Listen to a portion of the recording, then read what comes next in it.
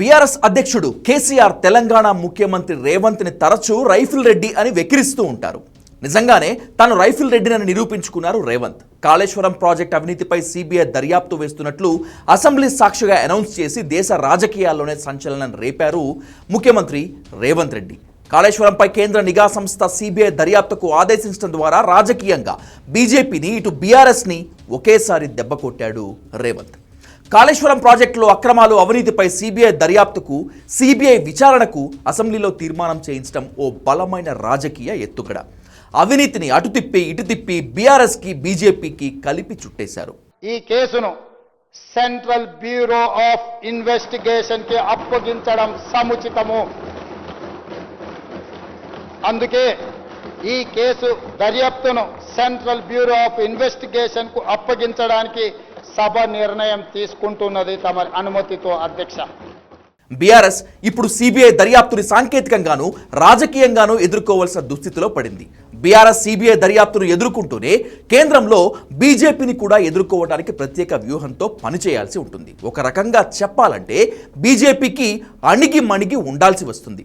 ఆ రకంగా రాష్ట్రంలో రెండు అపోజిషన్స్ని రేవంత్ ఒకేసారి కార్నర్ చేశాడు. తెలంగాణ రాజకీయాల్లో ఇది అతిపెద్ద వ్యూహం. కాళేశ్వరంపై పీసీ ఘోష్ నివేదికపై చర్చించడం, ఆపై సిబిఐకి ఇవ్వడం ద్వారా అసెంబ్లీ వేదికగా బీఆర్ఎస్ బీజేపీ రేవంత్ రెండు పార్టీలను ఇరికించేశాడు. బీఆర్ఎస్ ఇప్పుడు తన రాజకీయ భవిష్యత్తును వెతుక్కునే టెన్షన్లో పడింది.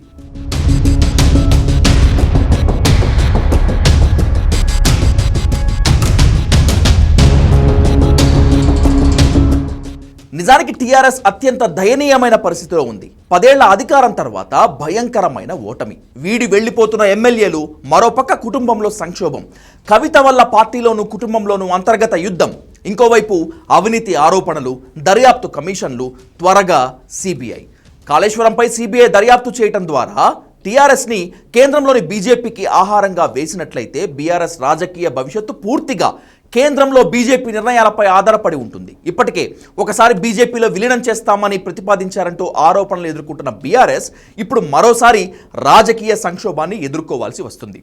దీంతో పాటు సిబిఐ దర్యాప్తు కూడా ఆ పార్టీకి పెద్ద ఛాలెంజ్. ఒక రకంగా సూటిగా చెప్పాలంటే రేవంత్ కేసీఆర్ పిలకని మోడీ చేతిలో పెట్టాడు. ఆనాడు ప్రజలకు సేవలు అందించిన సదార్థర్ కాటన్ దొర అయితే ఈనాడు పుట్టుకతోనే దొర అని చెప్పుకున్న చంద్రశేఖరరావు గారు దోపిడీ దొంగగా మారి తెలంగాణ సొత్తును 1,00,000 కోట్లను కొల్లగొడితే ఇది ప్రజాస్వామిక దేశం కాబట్టి నడిబజార్లో ఉరిదీయలేదు, రాళ్లతోని కొట్టి చంపలేదు ఈ సమాజం. ఇప్పుడు బీజేపీ ఎలా ఆడమంటే బీఆర్ఎస్ అలా ఆడాల్సిందే.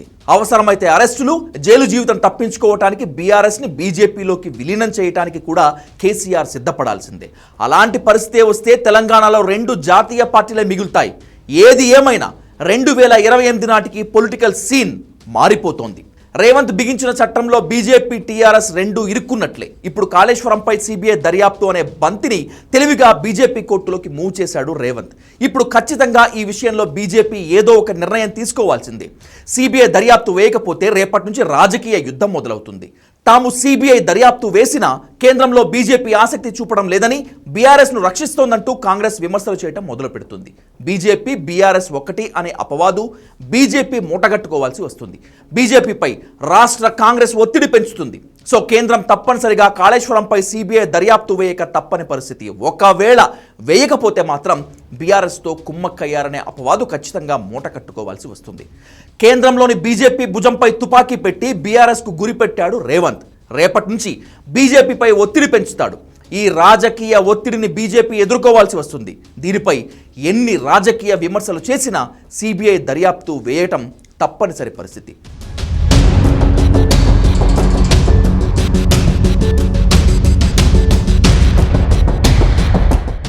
ఏపీలో ఎన్నికలకు ముందు స్కిల్ స్కామ్లో అప్పటి ప్రతిపక్ష నేత చంద్రబాబు నాయుడుని అరెస్ట్ చేసి జగన్ పెద్ద రాజకీయ తప్పిదం చేశాడు. ఎన్నికల్లో దాని ప్రభావం ఖచ్చితంగా పడింది. ఆ తప్పు తాను చేయకుండా, కేసీఆర్ను అరెస్ట్ చేయకుండా, తనపైన కాంగ్రెస్ పైన నింద రాకుండా రేవంత్ తెలివిగా వ్యవహరించాడు.